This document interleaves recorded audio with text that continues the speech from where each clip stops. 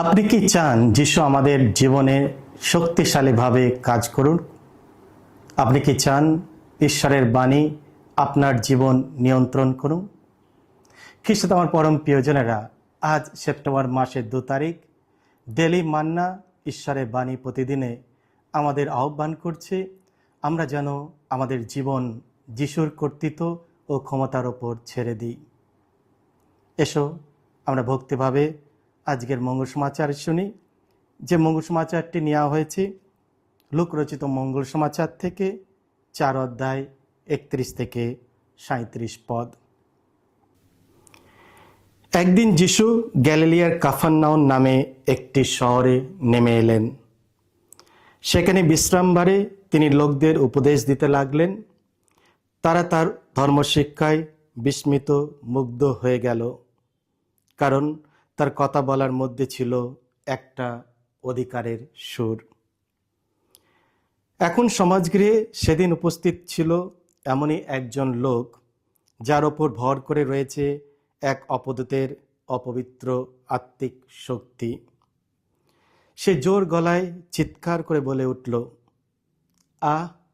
নাজারেতের যিশু, আমাদের সঙ্গে তোমার আবার কি কাজ? তুমি কি আমাদের শেষ করে ফেলতে এসেছো নাকি? আমি তো জানি তুমি কে। তুমি তো ঈশ্বরের সেই পবিত্র জন। যিশু তাকে ধমক দিয়ে বললেন, চুপ কর, এই লোকটিকে ছেড়ে এক্ষুনি বেরিয়ে আয়। তখন সেই অপদূত লোকটিকে সকলের সামনে মাটিতে আছড়ে ফেলল। তারপর তার কোনো ক্ষতি না করেই সে তাকে ছেড়ে বেরিয়ে এলো।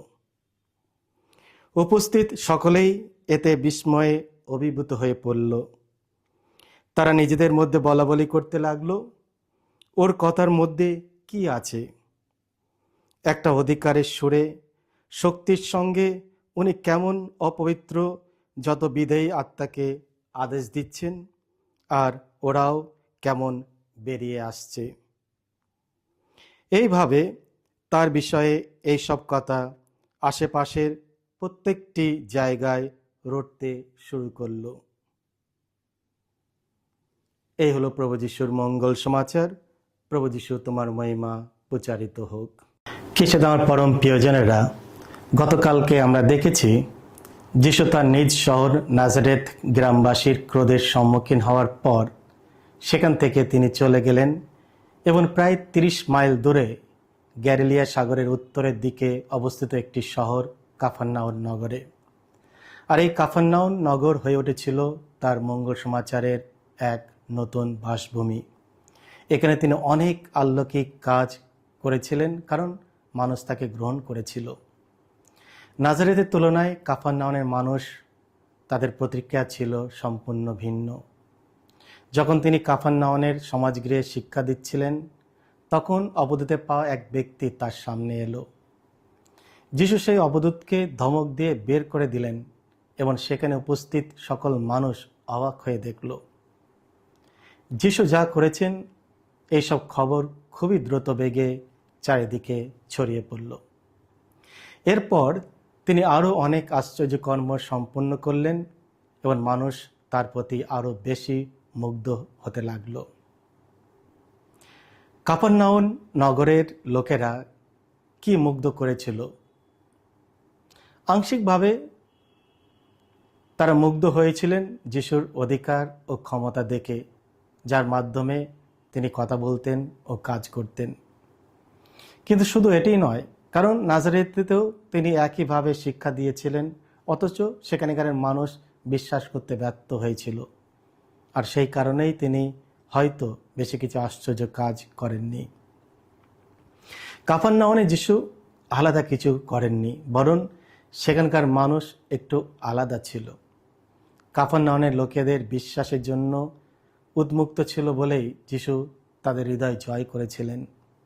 আর তার জন্য যিশু যখন কাফারনাউম ছেড়ে যাওয়ার প্রস্তুতি নিচ্ছিলেন, তখন মানুষ তাকে থাকতে অনুরোধ করেছিল। যদিও পরে তিনিও সেখানে বিরোধিতার সম্মুখীন হন, তবু তাদের প্রাথমিক প্রতিক্রিয়াই ছিল বিশ্বাসের। আজ আপনি কি চান যিশু আপনার জীবনে শক্তিশালীভাবে কাজ করুক? আপনি কি চান তিনি আপনার জীবনের অধিকার ও ক্ষমতার সঙ্গে কাজ করুক? অনেক মানুষ সময় সময় মনে করে তাদের জীবন যেন নিয়ন্ত্রণের বাইরে চলে যাচ্ছে। তারা দুর্বলতা, বিভ্রান্তি, দিক নির্দেশনার অভাব, ভয়, এমনকি অশুভ আত্মার সম্মুখীন ইত্যাদি অনুভব করেন।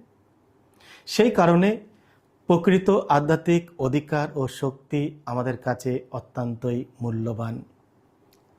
আজ আপনার জীবনের যিশুর কোন ধরনের অধিকার ও শক্তির প্রয়োজন? একটি ছোট শিশুকে ভাবুন, সে ভয় পেলে তার পিতামাতার কাছে ছুটে যায় সান্ত্বনা ও নিরাপত্তার জন্য। পিতামাতারা তাদের সন্তানদের আলিঙ্গন করে এবং সঙ্গে সঙ্গে শিশুর ভয় ও উদ্বেগ দূর হয়ে যায়। আমাদের ক্ষেত্রেও ঠিক তাই। আমাদের বুঝতে হবে যে যিশুই আমাদের জীবনের শক্তির উৎস।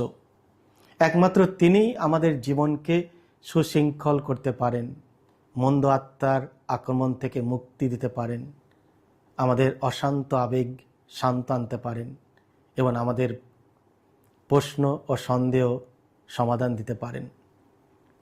কিন্তু এটি কেবল সম্ভব যদি আমরা উন্মুক্ত থাকি।